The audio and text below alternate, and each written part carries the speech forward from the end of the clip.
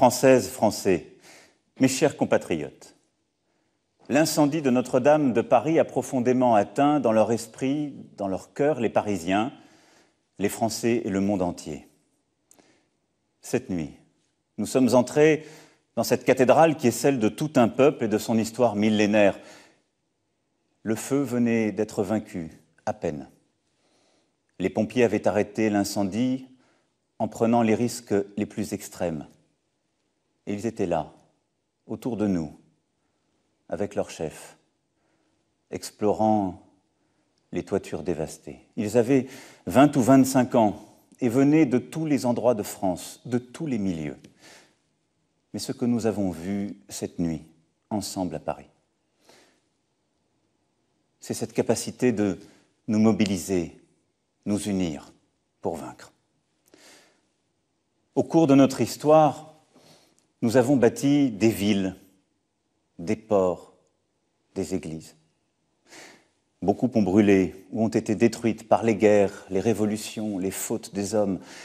À chaque fois, nous les avons reconstruites. L'incendie de Notre-Dame nous rappelle que notre histoire ne s'arrête jamais, jamais, et que nous aurons toujours des épreuves à surmonter, que ce que nous croyons en quelque sorte indestructible peut aussi être atteint. Tout ce qui fait la France, matériel et spirituel et vivant, et pour cette raison même est fragile, et nous ne devons pas l'oublier. Et c'est à nous, les Françaises et les Français d'aujourd'hui, qu'il revient d'assurer au long du temps cette grande continuité qui fait la nation française. Et c'est pour cela que ce soir, je voulais, de manière directe, m'adresser à vous, parce que c'est notre devoir aujourd'hui, et c'est celui qu'il nous faut avoir en tête, rien de moins. Je reviendrai vers vous comme je m'y étais engagé dans les jours prochains, pour que nous puissions agir collectivement suite à notre grand débat. Mais ça n'est pas le temps aujourd'hui. Demain, la politique et ses tumultes reprendront leurs droits, nous le savons tous. Mais le moment n'est pas encore venu. Souvenons-nous plutôt de ces dernières heures, hier soir, cette nuit, ce matin. Chacun a donné ce qu'il avait. Des pompiers ont combattu au péril de leur vie avec héroïsme. Les policiers, les soignants étaient là, comme à chaque fois. Les Parisiens se sont réconfortés. Les Français ont tremblé, émus. Les étrangers ont pleuré. Les journalistes ont écrit, les écrivains ont rêvé, les photographes ont montré au monde ces images terribles. Des riches comme des moins riches ont donné de l'argent au fond. Chacun a donné ce qu'il a pu. Chacun à sa place. Chacun dans son rôle. Et je vous le dis ce soir avec force. Nous sommes ce peuple de bâtisseurs. Nous avons tant à reconstruire.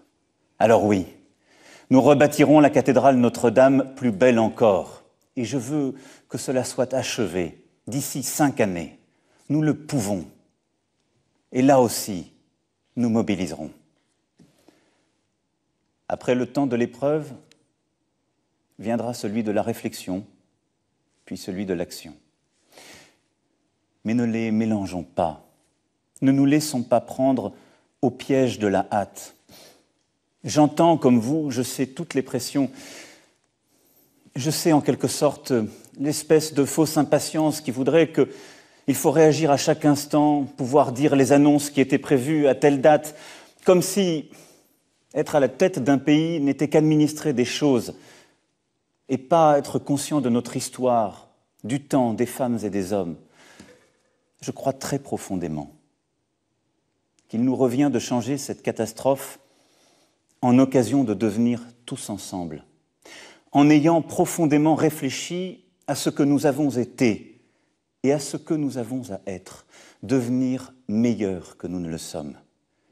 Il nous revient de retrouver le fil de notre projet national, celui qui nous a fait, qui nous unit, un projet humain, passionnément français.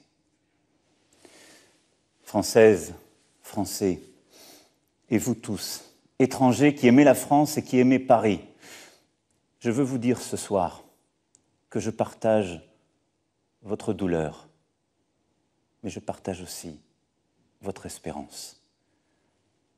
Nous avons maintenant à faire. Nous agirons et nous réussirons. Vive la République et vive la France!